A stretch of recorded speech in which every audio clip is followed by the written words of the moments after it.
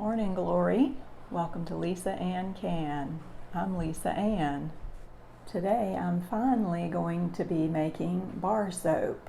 To make soap you need predominantly two things, fat and lye.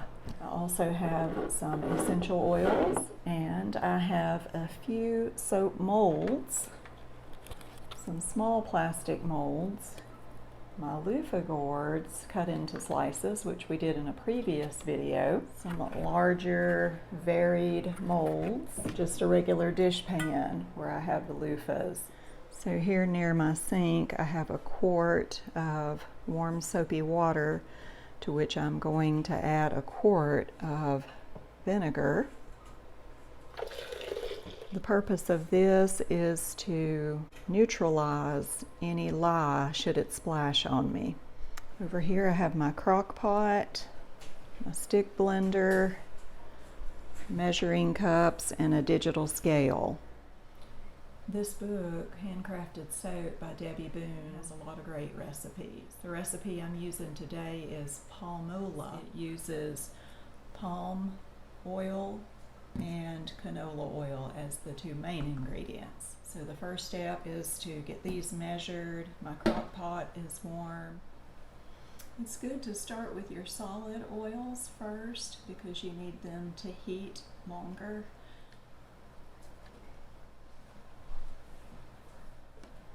Now I'm putting in coconut.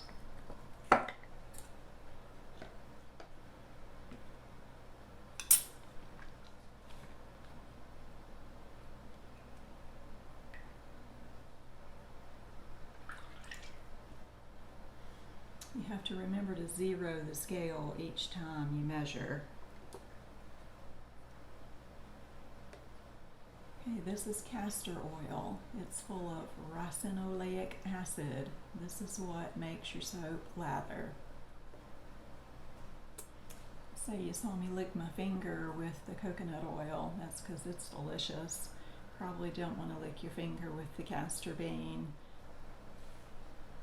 So for now we wait for the oils to liquefy and to heat up. The oils are warm and all melted. Need my safety glasses, and I have on a light long sleeve shirt to protect my arms from splashes. I need to measure out my lye very precisely. I use a glass measuring cup because lye tends to stick to plastic. And zero it, and I need 7.8 ounces. This is the step where you want to have your vinegar water, 50%, handy in case you get any lye on you. And honestly, I should have gloves on, but I'm so clumsy with gloves, I'd rather do it with my bare hands. 20 ounces of distilled water, and I will pour the lye into the water. You never pour water into lye.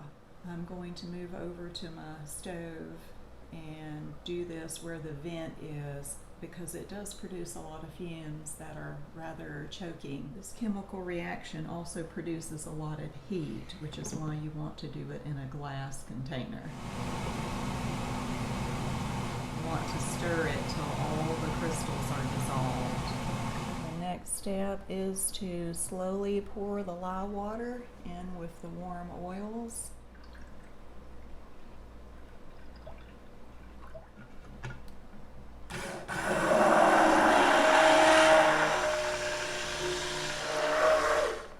The goal is to stir it until it forms a pudding consistency. It gets so thick that it starts to splash. That's when you know you're almost done stirring.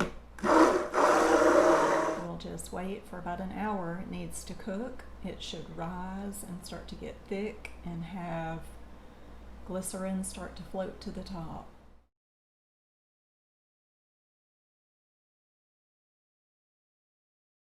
Alright, it's been cooking for about 45 minutes, so I'm going to stir and check it. Alright, it looks and smells amazing, but the way to test it to see if it has fully saponified, let it cool off just a little bit. Gotta taste it. It's hot. It's a little zingy, so I'm going to let it cook for about 15 more minutes.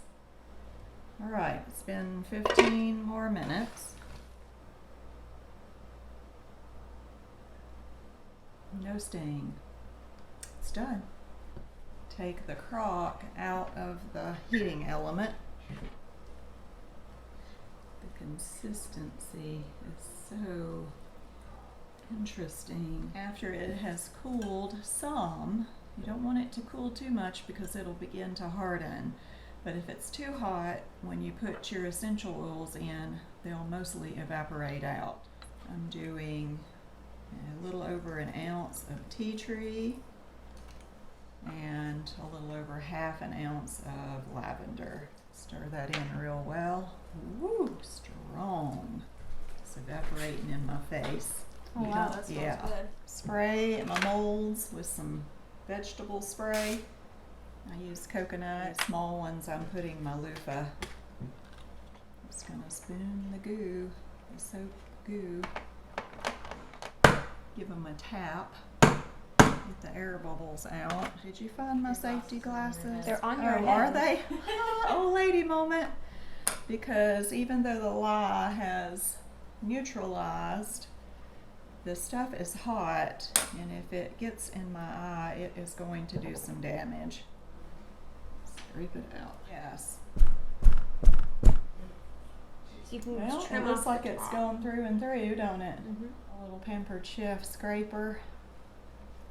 Get every last drop. It's already hardening, you know, on the sides. How long does it take to Still harden? moldable. Well, a couple of hours for it to cool all the way through the middle, especially these big ones. These will do sooner. So while we're finishing cleaning up here, we're just gonna wait and rest. And in about 3 hours, maybe, we'll be able to take them out of their molds. How about it? While it's still a little bit soft, I'm going to scrape the excess off of these.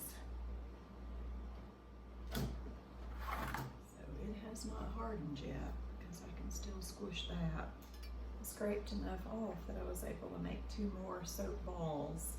They scraped off nice and smooth. This little loofah one popped right out. This one's still really soft in the middle. I've popped the small molds into the freezer so that they'll shrink a little bit and pop right out, hopefully. This big one, it's probably going to be a while before I'm able to cut it. So while we're waiting, let's go ahead and look at what the Bible says about soap. All right, let's go right to Jeremiah. Jeremiah chapter 2, verse 22, the first use of the word soap in the King James Bible. You have to back up to verse 20 where the paragraph starts. For of old time I have broken thy yoke and burst thy bands, and thou saidst, I will not transgress. When upon every high hill and under every green tree thou wanderest, playing the harlot. Yet I had planted thee a noble vine, wholly a right seed. How then art thou turned into the degenerate plant of a strange vine unto me? For though thou wash thee with nitre, and take thee much soap, yet thine iniquity is marked before me, saith the Lord God. So this is God speaking. Jeremiah is written to the nation of Israel, particularly Judah, before they're taken away in the Babylonian captivity. And God is rebuking them here for their unfaithfulness. That's why he says they played the harlot. Instead of being a faithful wife to God, they cheated on him and went and worshipped other false gods. Verse 22, for though thou wash thee with niter, I think it's probably niter. That would be potassium nitrate or sodium nitrate. That's lye. That's what we use. And that's why it says, and take thee much soap, yet thine iniquity is marked before me, saith the Lord God. There's this old Christian pop song called Soap. It says, soap can never wash away deodorize or disinfect the dirty hands of a derelict. And that's so true. Baptism can't either. Getting in a tank of water and having your body washed by some other man doesn't wash your sins away. A lot of people are under that false impression. The only thing that washes your sins away is the blood of Jesus, trusting what he did for you on the cross to pay for your sins.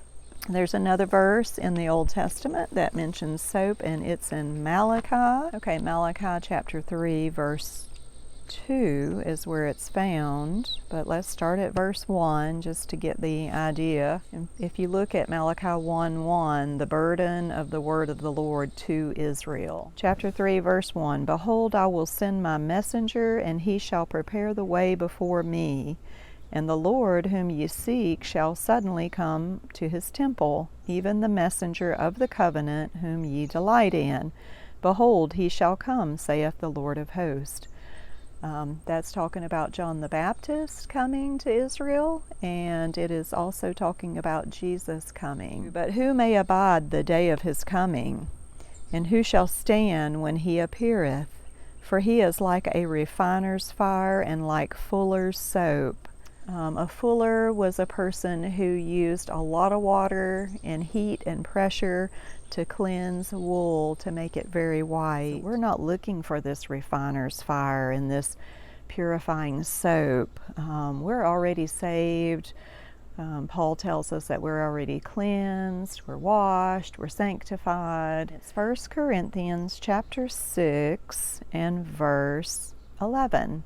And he just gives this long description of the lost, the unrighteous. In verse 9, the unrighteous shall not inherit the kingdom of God. And he says, fornicators, idolaters, adulterers, effeminate, abusers of themselves with mankind, thieves, covetous, drunkards, revilers, extortioners, all those. And verse 11 says, and such were some of you, but ye are washed, but ye are sanctified, but ye are justified in the name of the Lord Jesus and by the Spirit of our God.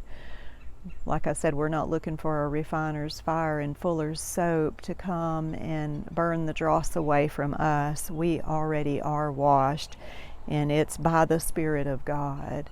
Nothing that a man can do. You can't wash yourself clean, but God already has. If you trust him, you're clean. All right, let's go see if we can pop some soap out of some molds. Well, they're certainly not popping out, but they are prying out, and they're still soft enough, at least, that I can kind of smooth them back into shape. Just going to trim this block up.